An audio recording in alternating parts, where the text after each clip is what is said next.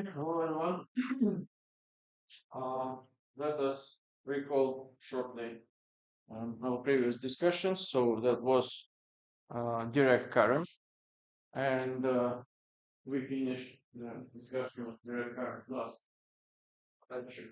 So we went through uh, steady state direct current means which doesn't change with its magnitude with time, and also transient case when we were charging and discharging capacitors. In all cases, we were dealing with the electric current in the same direction, which was not changing over time, and that's why we can call this direct current. So we will recall what is the expression for dissipation of electric power over a resistor in DC electric circuit. I see. Current multiplied by resistance. That is one option, but usually you provide it in terms of the resistance. So that is current inside power times I see what that. times resistance, and that gives us the uh, power dissipation over the resistor. Then what about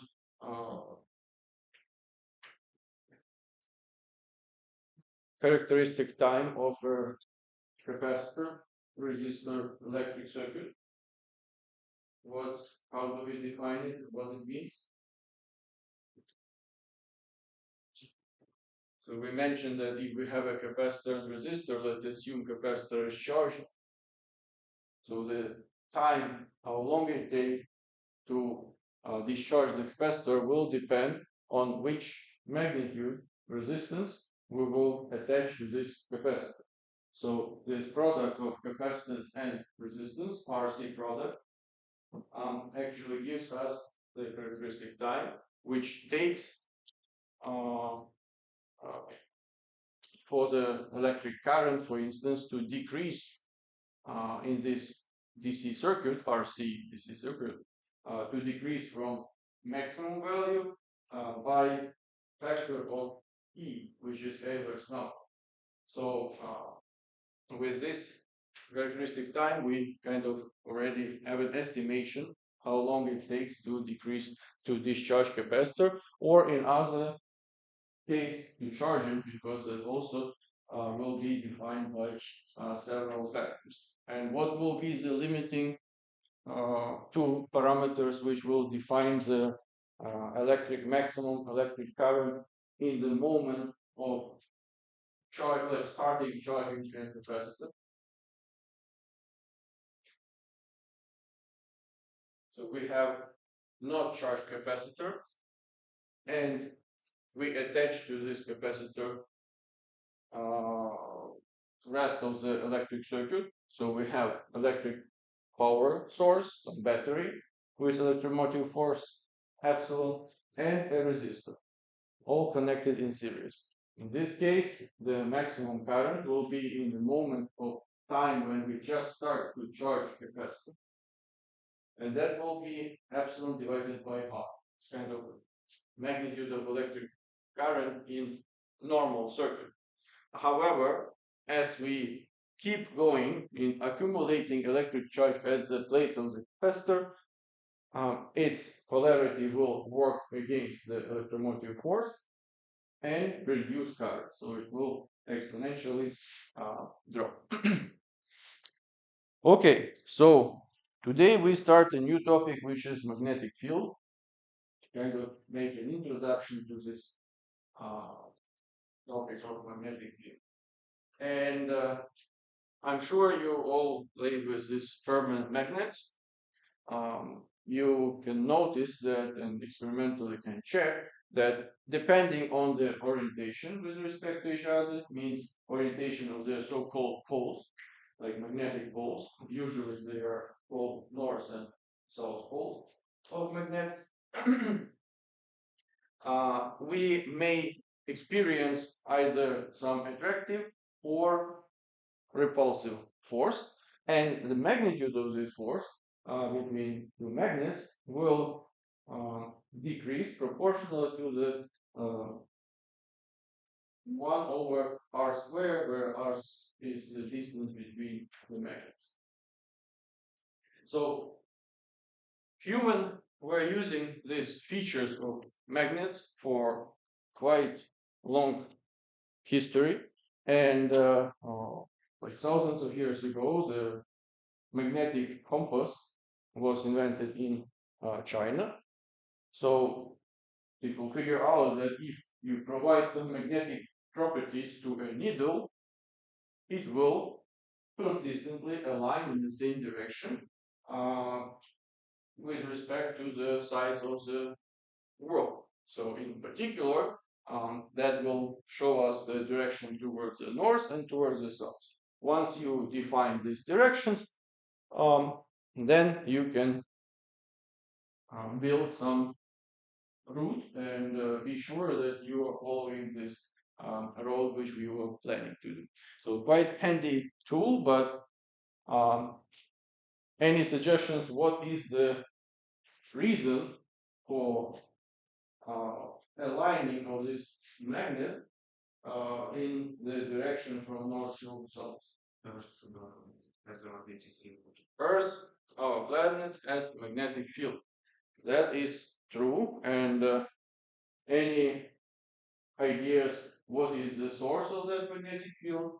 What is the mechanism which creates magnetic field in planet Earth? For instance, Moon, which is our satellite, doesn't have any magnetic field, but Earth has, and that actually plays a key role in our surviving. So that's a very important feature of our planet. Otherwise, we would not exist here on this planet. So there is a liquid part, the outward of the Earth, and when the Earth spins, um, as far as I'm concerned, this liquid part also moves and creates the magnetic field. So the main source for magnetic field, those are kind of the dynamo machine inside the planet Earth, indeed is related to this convection and spinning motion of liquid magma inside our planet. And taking into account the insanely high temperatures inside our planet, like it goes up. It's just estimation, nobody really knows for sure, but kind of up to several thousands of degrees Celsius. This material is already ionized, so we deal with some charged ions. So these ions, in the process of motion, they create electric currents, like global electric currents, and as a result, they create magnetic fields. So that's what we come slowly to this relationship between electricity and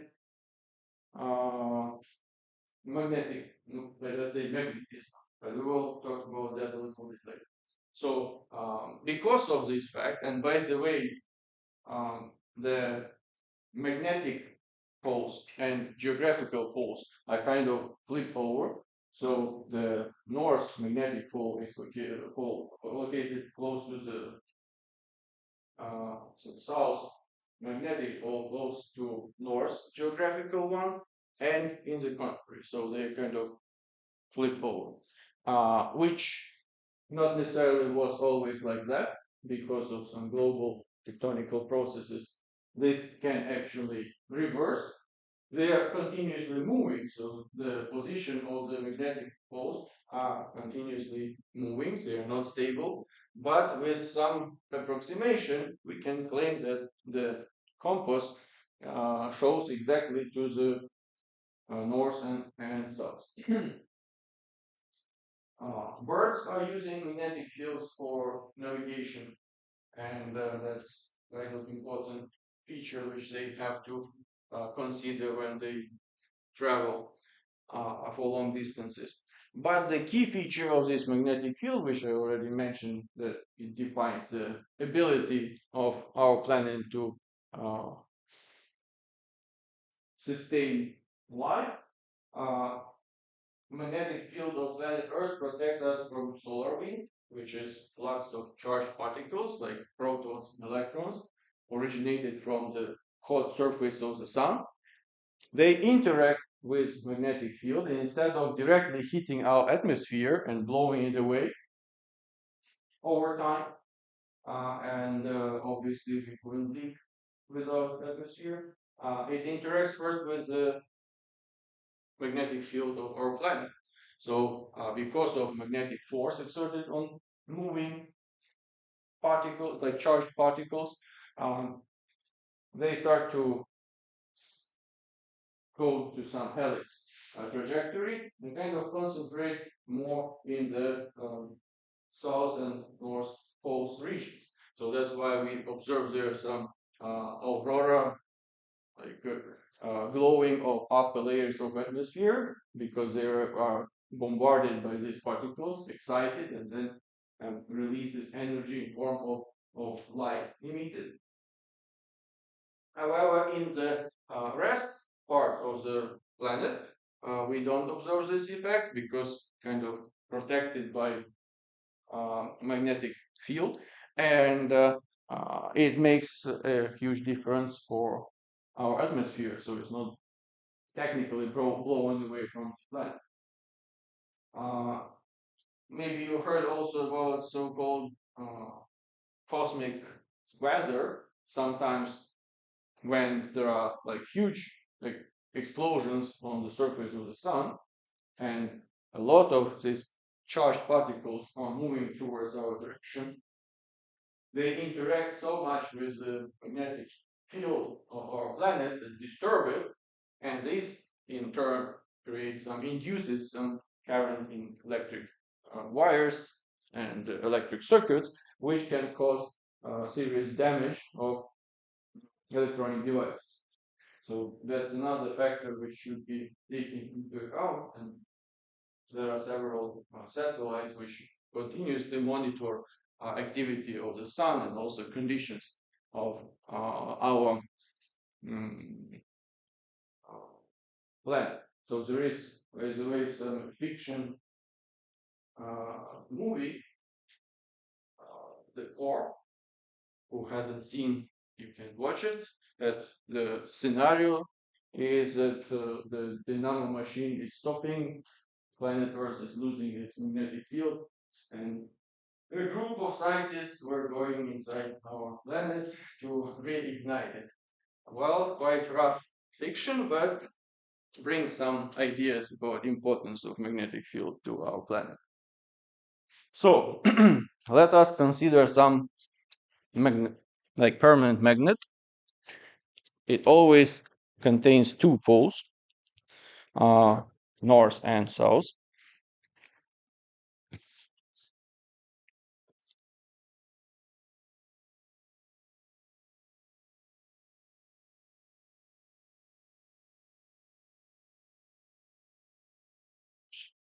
South. So outside the magnet, we can represent magnetic field with magnetic lines, and we have notation for them as B vector. So they kind of come out from north pole and go into the south pole. So keep in mind here, I don't tell that they originate on the North Pole and terminate on the South Pole, because that's different from electric field lines. We don't have kind of sources of magnetic field as we have for electric field, and we cannot detach north and south pole of the permanent magnet as we can do, for instance, with positive and negative electric charge. So we will have them separately. They will create electric field around them. However, with magnetic field, if we divide this magnet in half, let's say like this, we will end up with north and south poles on each pieces of these magnets. So that should be taken into account.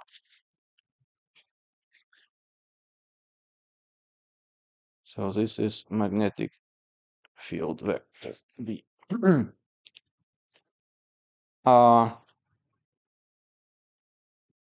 The relationship between electricity and magnetism, as we mentioned, was shown by the following experiment. So some magnet was placed next to a wire. When there was no electric current in this wire, magnet was the magnetized needle of the uh, compass was aligned towards south and north. But once you turn on the electric current in this circuit and there is current flowing through the wire, it was shown that the compass starts to deflect and it kind of senses the creation of magnetic field by this electric current in the wire. So then it became clear. So at that time was already known that electric current is a flux, attracted flux of um, electric charges. So we came to the conclusion that so far, once we considered electric charges, we consider them as stationary. So we're not moving. And stationary electric charges, they create electric field around. So in the surrounding environment, they create electric. However, if we start to move these charges with certain velocity, besides electric field, which is created by these charges, we also create by mobile charges, create magnetic field in the zero. So we have electric field created by charges, no matter either they are stationary or mobile, but the magnetic field will be created only when we have mobile charges. So in this case, we have a combination of both electric and magnetic fields. So experiments with the interaction between charges and magnetic field have shown the following results. So first of all, magnetic force, the magnitude of magnetic force, is proportional to the magnitude of electric charge. So that's one experimental fact. And second, if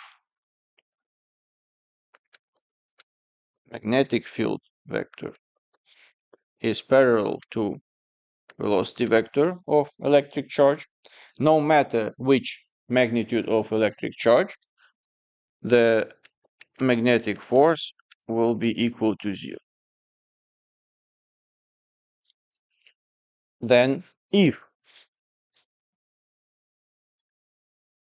magnetic field vector is not parallel to velocity vector, then under all conditions, we can write that magnetic field vector is perpendicular to magnetic force vector is perpendicular to a magnetic field vector and perpendicular to velocity vector. And one more finding which can be experimentally observed, that the direction of magnetic force depends on the sign of the electric charge, either is positive or negative. So let's minus FB vector. It has correlation with plus minus sign of the electric charge. So these were the experimentally observed facts on which describe the interaction of mobile charges with external magnetic field. And based on this, we can write the equation which will describe quantitatively magnetic force vector. So FB vector is equal to electric charge magnitude. Here you take into account the sign, obviously. And here we have cross product of velocity vector and magnetic field vector. So this is the equation which satisfies all these previously described four features which are experimentally measured. And based on that, we get the final result in terms of equation for quantitative description of magnetic field vector, which gives magnitude and orientation. So, for instance, if we have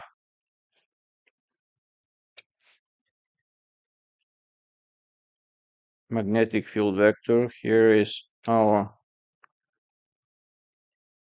velocity vector.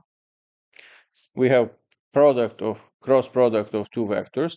So the resultant vector, which is the cross product of these two vectors, will be oriented perpendicularly. So we can consider it with the uh, rule of actually left hand also rule can be applied. So if you align the fingers of your left hand along the velocity vector, so that magnetic field vector goes into your palm, then the straight sum of the left hand will show you the orientation of magnetic uh, field force. So, for instance, we can consider also external magnetic field. So B and two charges, one positive and another will be negative. So they are moving upwards, perpendicular to the magnetic field lines. So this is V vector, and this is V vector. So for positive charge, if we align now that hand with fingers along the vector of the velocity vector, these magnetic field lines are penetrating into the palm. So the right angled thumb will show you direction towards the plane of the image. So that will be here, and that is magnetic field vector. So with the negative charge, it has the same orientation of velocity vector, but we need to take into account the negative sign of the electric charge. So we, instead of aligning it like in this direction, we just choose the opposite orientation of velocity vector, kind of flip it over. So imagine kind of positive charge is moving opposite direction.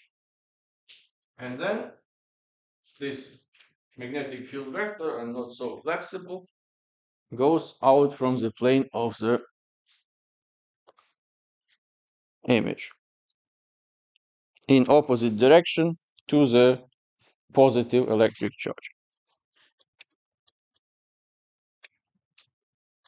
So this is how you determine magnitude and orientation of magnetic field vector. And obviously, if you are interested just in magnitude, then you can represent that magnitude of magnetic field vector is equal to absolute value of electric charge times velocity vector magnitude, magnetic field vector magnitude, and times sinus alpha, which is the angle between these two vectors, velocity and magnetic field. So the units for magnetic field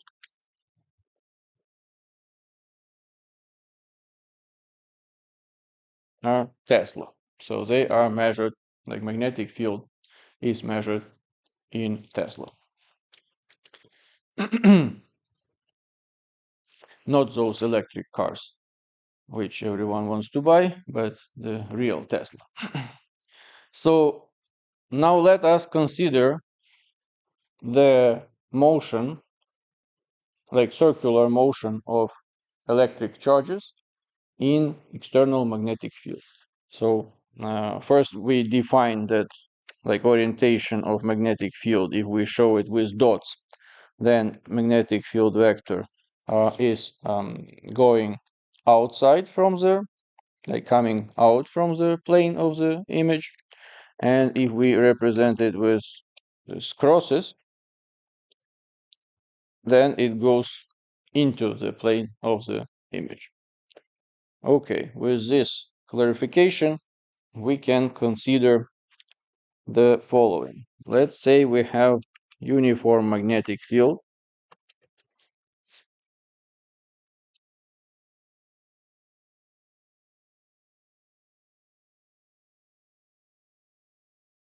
vector which goes into the plane of the image. Then we place somewhere here a positive charge plus q, which moves with some velocity vector v, perpendicular to the magnetic field vector. Then what happens? We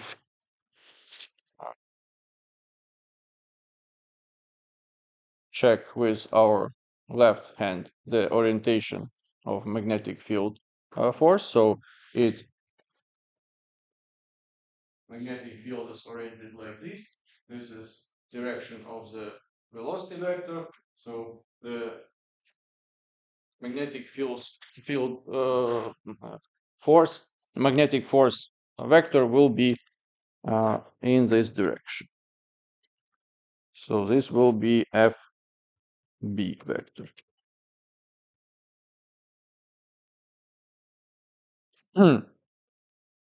So what will happen with this charge? It has some force which is perpendicular to the direction of its motion, and obviously it will cause some motion along a circle.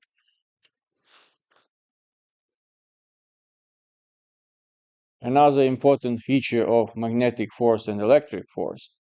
As you know, electric force performs work, because if there's electric force which fully or partially, like part of this projection, aligns with the direction of motion of charged particles, that will cause some work. Either it will increase or decrease velocity, depends on the orientation of this electric force. Magnetic force is always perpendicular to velocity vector, no matter what. Means it does not perform work, but it can deflect trajectories of charged particles. So this feature of electric and magnetic field are quite often used in different systems. For instance, You may not find them anymore, but not so long time ago, there were a lot of these electron beam kinescope TVs. And this huge, heavy glass tube. So there is a cathode, which warms up with some DC current. It warms up so high, to such high temperature, that it starts to emit electrons. Electrons are negatively charged particles. There is some potential difference applied between the cathode and the screen. These electrons are accelerated, so electric field performs work and increases kinetic energy of these charges. And then there are plenty of coils of copper wire around this kinescope, which create magnetic field and change the position of electron. So they don't, this magnetic field does not perform any work. It just changes the orientation of magnetic field and this of this electron beam. And this it changes in that way that this electron beam line by line screens like all area of the TV screen and like scans. And because of interaction with the luminance core, which the screen is covered with, it gets to excited state and then emit some light. Depends which kind of luminophore we have. We can choose if it's colorful TV, then red, green, and blue colors. They can mix in different intensities and create any combination of colors which we need. So that's how this feature of magnetic and electric fields are used in certain devices. So nowadays that is not used anymore because nobody buys such TVs, but there are also systems for electron beam evaporation. The same principle, this electron beam is used to heat the material in the crucible, and magnetic field changes its orientation so it hits uniformly the whole area. And that is quite common technique for deposition of thin films. So now we have an example when also obviously magnetic field vector is perpendicular to uh, magnetic to velocity vector, and then the magnetic force is perpendicular to velocity. It doesn't perform any work, but it deflects the trajectory, so it goes in a circle. Now the question is, what will define this radius? Because if we have a circle, this circle should possess some radius. Any suggestions?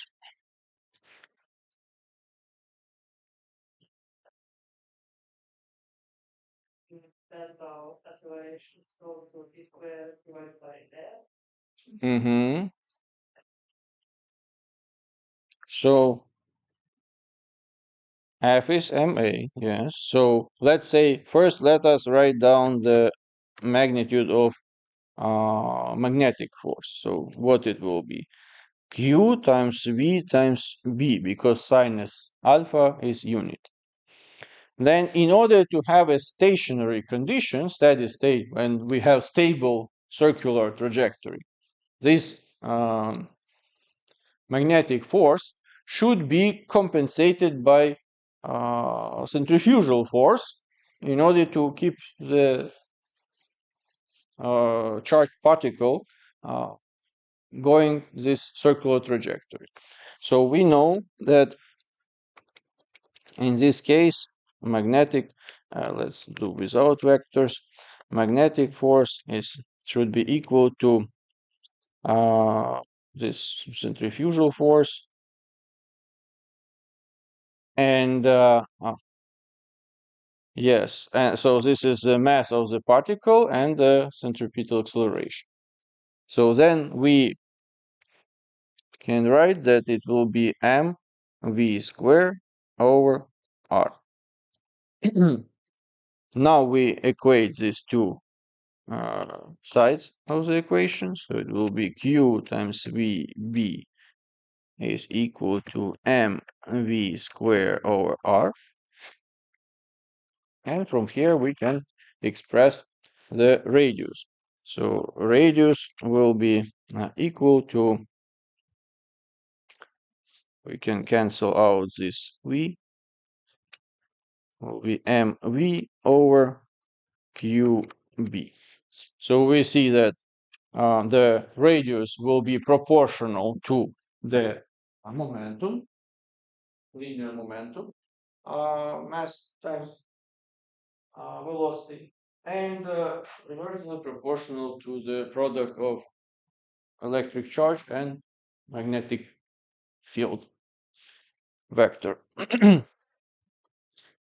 So now let us consider the another parameter which is important in this specific case. It's angular velocity. If it's moving along a circular trajectory, so it should perform some number of rotations, like full rotation revolutions about the center um, per unit time. So angular velocity. How do we define relationship between linear velocity and angular velocity? So linear velocity is equal to angular velocity times what? Radius. So in this case, it will be v over r. And if we substitute here expression for r, we get q times b over m. Obviously, the period of such revolution will be 2 pi times r over linear velocity, or 2 pi over angular velocity. And that will be equal to 2 pi m over qb. So why this is important, this angular velocity? It's so-called cyclotron frequency. So when we have such a situation, when we place mobile charges in external magnetic field, they indeed start to rotate or according to following some circular trajectory. So this case is a bit simplified when we have a right angle between magnetic field and um, the velocity. But if they are at some angle with respect to each other, this charge starts to travel some helix trajectory. So it's still moving in one direction, but performs circular motion, which always shifted by certain distance in given direction means it results in some helix trajectory. Uh, but obviously this angular frequency, the cyclotron frequency, will be defined by the charge, velocity, and magnetic field. So why it's important? It's quite common and accurate way to measure using this feature of this frequency to measure effective mass of charges in different materials. So as you remember, we mentioned that because of crystalline lattice of metal, for instance, or some semiconductor, it influences the way how charges, for instance, electrons in metals, are moving in the bulk of the material. So it affects on the behavior of this particle of charged electron. And in order to describe this behavior of charge carriers inside the given material, it's convenient to introduce such a term as effective mass. So say, how would mass of electron, because of effect of crystalline lattice, would be different from mass of electron in vacuum? Because we know mass of electron in vacuum is fundamental cost. But depends on the properties of the crystal where this electron moves, it will possess different effective masses. And in order to determine, to measure these effective masses, the cyclotron frequency is usually measured. So what actually happens, you place piece of this metal crystal in magnetic field, for instance, and because of interaction of mobile electrons with external magnetic field, when you run some current through the sample, they start to move in circles with a given radius and given angular frequency. So when you place some sample in magnetic field, you know magnitude of magnetic field, you can measure. You know also magnitude of electric charge. Electron charge is universal constant.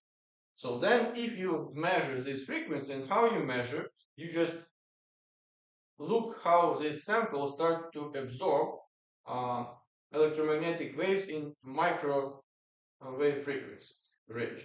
So at specific wavelengths, which corresponds to the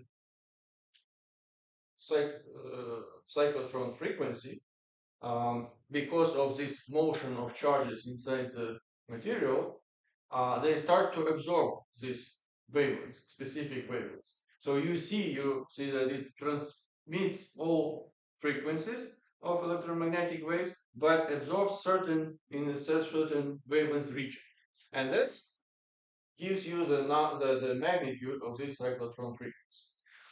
So you just see the spectral dependence, see where sample absorbs. It doesn't, if you get rid of magnetic field, it stops absorbing, because then charges are not moving in this circular trajectories.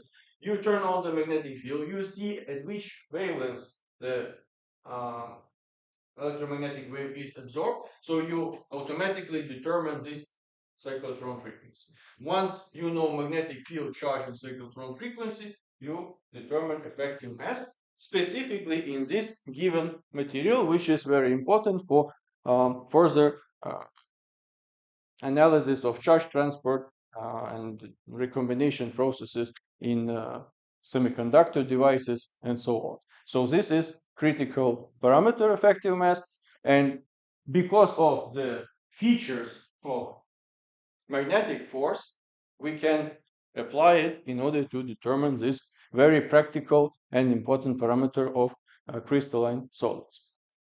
Okay, so let us summarize. Introduce magnetic field, which exists and is created around mobile electric charges. So if we have stationary electric charges, we have deal only with electric field. If we have mobile electric charges, we have both electric field and magnetic. So we discussed the features of the magnetic force, which is exerted on mobile charges, which are moving in external magnetic field. And based on the analysis of this set of features, we came to the conclusion that it is described by the equation which has magnitude of electric charge with the sign plus or minus times cross product of velocity and magnetic field vector. So that means that magnetic force is always perpendicular to both magnetic field vector and velocity vector. And that means automatically that magnetic force does not perform any work. It only can deflect the trajectory of positively or negatively charged particles. So we also considered motion of charged particles in uniform magnetic field because of this deflectional trajectory. By exerted magnetic force, they are moving in circles. The radius is proportional to the linear momentum and reversely proportional to the product of magnitude of electric charge and magnetic field. And we introduce this parameter cyclotron frequency, which tells us how many times per unit time this charge performs revolutions about some center of this trajectory. And that will be defined by the product of electric charge and magnetic field divided by mass of this uh, charged particle. If we perform these experiments with charged particles moving in some crystalline solids, then such a technique can allow us to determine effective mass of electrons in these materials, which is very important parameter. Okay, then we will continue next time with magnetic field discussion further. It will be on Wednesday. Now have a good evening and thank you for your attention.